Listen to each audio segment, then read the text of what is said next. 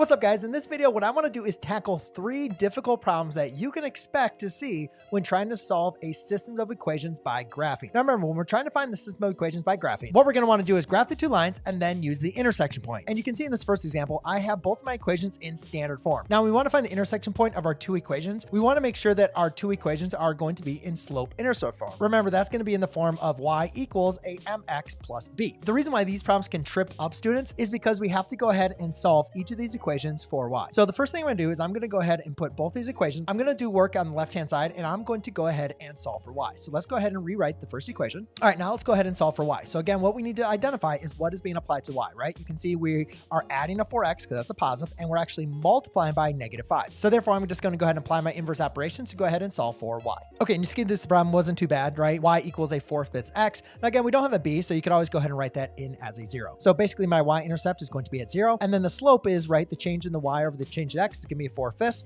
So therefore, I'm going to go up 4, 1, 2, 3, 4, and then over 5, 1, 2, 3, 4, 5. Okay, now I'm going to do that in the same way, going down to the left, just because I don't know where this intersection point is. I always like to go ahead and find 2 points from my original y-intercept, one to the right, as well as one to the left. So to go ahead and find down to left, I'll just do a -4 over -5, because again, that's still a 4/5. So 1, 2, 3, 4. 1, 2, 3, 4, 5. And now I'll just go ahead and connect these 2 points. Now we need to go ahead and apply this process for the second equation. So I'll go ahead and rewrite it and then go ahead and solve for y. Okay, now you can see, again, I just used my inverse operations, right? I subtracted the 3x and I divided by -5. And that gives me an equation of y gives me a 3/5 x plus 1. Now in this case, we have a y-intercept, right? Which is going to be a 1. So I'm going to go ahead and plot a point here. And then now I can just go ahead and follow the slope. Now this one is not very obvious where this intersection point is going to be. So I'm just going to go ahead and follow the slope exactly as it's written as a 3/5. So that's going to be up 3 over 5. So what we'll do is go up 3. So 1, 2, 3, and then over 5. 1, 2, 3, 4, 5. And you can see here, this is actually going to be our intersection point. So now what we need to do is go ahead and figure out, well, where exactly is this point, right? And by looking at the table, which hopefully I went ahead and graphed correctly, is going to be at the coordinate point of 1, 2, 3, 4, 5, 1, 2, 3, 4. So that's going to be at the intersection point of 5, 4. All right, now in this next example, you can see it's basically kind of the exact same thing going on, right? We have 2 linear equations that are set in standard form. So the best advice I can give to you when you have equations that are in standard form, don't try to solve them using the intercept method. While the intercept method is very helpful in graphing linear equations, it doesn't really help us find the intercept point unless you're being really exact with your graphing, which we know is not always going to be the case. So the best way to be able to find that exact intersection point with 2 lines that you're graphing is using slope-intercept form. So the first thing I'm going to do is I'm just going to go ahead and rewrite these 2 equations and again, solve for y using my inverse operations. Okay, there's a couple things that I wanted actually to mention about this, which I didn't talk about in the previous example. Notice when I divided a -6 on both sides, I divided the -6 into the 9 as well as to the 24. So it's really important to do that. A lot of students will sometimes only choose like one of those numbers, and that's incorrect. You got to make sure you divide, when you're dividing a whole expression by a number, you got to make sure you divide both of your terms by that value. The other thing I want you to see is I just kind of wrote this as like a 9 over 6 and then plus a -4. And then I just rewrote one extra line as the simplified version. Because typically when we're graphing, we always want to use a simplified version. A lot of times students can make mistakes when they're trying to do so much math in their head. So that's why I just went ahead and wrote this extra line, which I really didn't have to, but it just kind of a lot of times helps me make sure I'm keeping the counting of doing all the steps correctly. All right, so now let's go and do the second equation. Okay, now in this equation, I did do the math a little bit in my head. A lot of times when we are taking a test or a quiz, we are kind of heading against time. It really just kind of comes down to your comfort level, and I just don't want you to be making mistakes. But there's something really important that I want you to understand here is we actually have the exact same equation. So if you didn't simplify this, you might not have recognized that these are the exact same equation. That's why it's so important to make sure you can simplify your 2 equations. Now, it's really important to remember whenever we have a system that's the exact same equation, what we have is what we call an inconsistent solution, meaning we have infinite many solutions. And the reason why I have infinite many solutions is because the graphs are going to intersect each other infinite many times because they're exactly on top of each other. So there's infinite many intersection points. So let's just go ahead and graph this so we have an idea of what this system looks like. But again, it is going to be the exact same line. So therefore will be infinite many solutions. So again, I just went ahead and found the y-intercept, which is -4. And then I went up 3 over 2 to go ahead and find my next point. And when I had to connect to those, I only needed to do it once, guys, because the same line exactly the same. But again, remember, whenever this does happen, that's going to give us a solution that is infinite many solutions. Now in this next example, we're actually going to follow the exact same process. But what makes this one difficult is the fractions. And I know a lot of times when students see fractions, they immediately freeze up because a lot of times they perceive the problem to be much more difficult. And sometimes that is the case, but a lot of times that is not. Regardless, what I want to do for this problem is make sure I'm going to go step by step to kind of explain exactly how how to do this with the fraction, because again, I totally understand as a student how fractions can trip you up for a problem like this. But again, I want to get you to an A. And sometimes the difference between A and a B is being able to understand problems when fractions are involved. So again, to be able to graph this, the first thing I want to do is go ahead and rewrite our equations in slope-intercept form.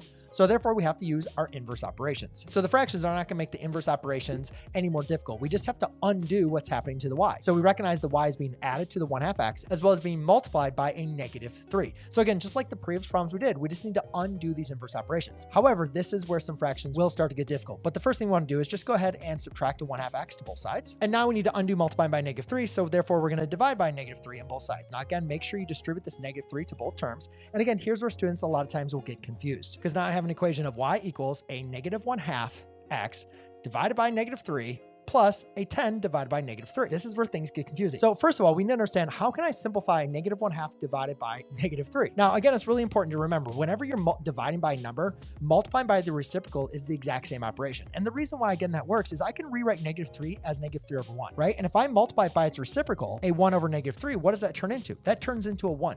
And dividing by 1, like if I took 5 divided by 1, that's just 5. Right? So if I take -1/2 and divide it by 1, I just have a -1/2. But we have to produce what we call equivalent fractions. If I'm multiplying by -1/3 in denominator, I have to multiply that in the numerator, right? And so what I want you to see is like, oh yeah, -1/2 divided by a -3 is really just the same thing as multiplying by a -1/3. Now, a negative times a negative is a positive, right? And 1/2 times 1/3 is going to be a positive 1 over 6. So therefore, I have a y equals a 1 over 6x, right? That's going to represent my slope. And then what about this y-intercept, which is a 10 over -3? -3 does not evenly divide into 10, right? So should I leave it as an improper fraction or rewrite it as a mixed number? And this is where I think mixed numbers confuse a lot of students. I don't want mixed numbers. Mixed numbers actually is going to be helpful when we actually graph this.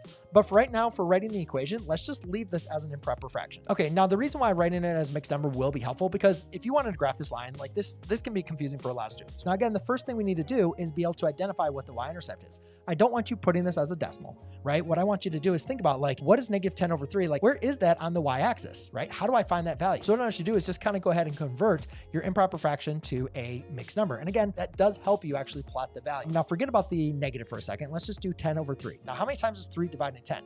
Well, 3 times 3 is 9, right? And then we have a remainder of 1. So 10/3 is the same thing as a mixed number of 3 1/3. Again, I'm not going to use that for my slope-intercept form, but the reason why that's unhelpful, because if I want to find my y-intercept, right, that's a -3 1/3. So I'm going to go down 3, 1, 2, 3, and then I'm just going to go 1/3, right? So it's just a little bit more, right? Just a little bit more over. Now, if I want to go ahead and use the slope, I can go up 1, right? Which would roughly be the same measurement tool, like up like one of those little units. And then I'm going to go over 6 units, right? So if by going up, that takes me to like 2 1/3. And then I'm going to go over 6 units. That's going to be using these tick marks. So that's going to be a 1, 2, 3, 4, 5, let's say a 6 right here. So now I'm just going to go ahead and connect to those 2 points. So now let's go ahead and graph the 1/4 x plus 2y equals -2. Now again, I need to go ahead and rewrite that into my slope-intercept form. So to go ahead and do that though, again, I'm just going to rewrite this and just look at my inverse operations. And it looks like everything's going to be pretty straightforward again, right? I'm just going to go ahead and subtract a 1/4 x to both sides. And that will leave me with a 2y equals a -1/4 x minus 2. And then I will divide by 2 on both sides. And I get a y equals, now in this case, again, remember, like dividing by a -3 is the same thing as multiplying by a 1/3, right? So dividing by 2 is the same thing as multiplying by 1/2. So therefore, that's going to give me a -1/8 x, and then 2 divided by -2, right, equals a -1. So now I have y equals -1/2 x minus 1. So this graph is, I'm going to go down to -1, and then I'm going to go down 1, and then over 8. So 1, 2, 3, 4, 5, 6, 7, 8. Now again, it looks like my graph might be a little off right on there. So 1, 2, 3, 4, 5, 6. Right? But again, I think you maybe might be able to see like these two graphs are going to be able to intersect, it looks like, at these 2 points. Now again, I'm not exactly perfect. Let's go ahead and do one more line here going actually over. And I know I'm going to kind of get off on my graph here, but if I go up another 1/3, and 1, 2, 3, 4, 5, 6. If I actually connect those 2 points, what you actually see is I didn't do a good job. I actually didn't do a good job graphing these. So if I actually connect these, you can actually see, and again, this is why it's always sometimes gets harder with graphing, that we're going to have our intersection over here. So let's go and find out where this intersection point is.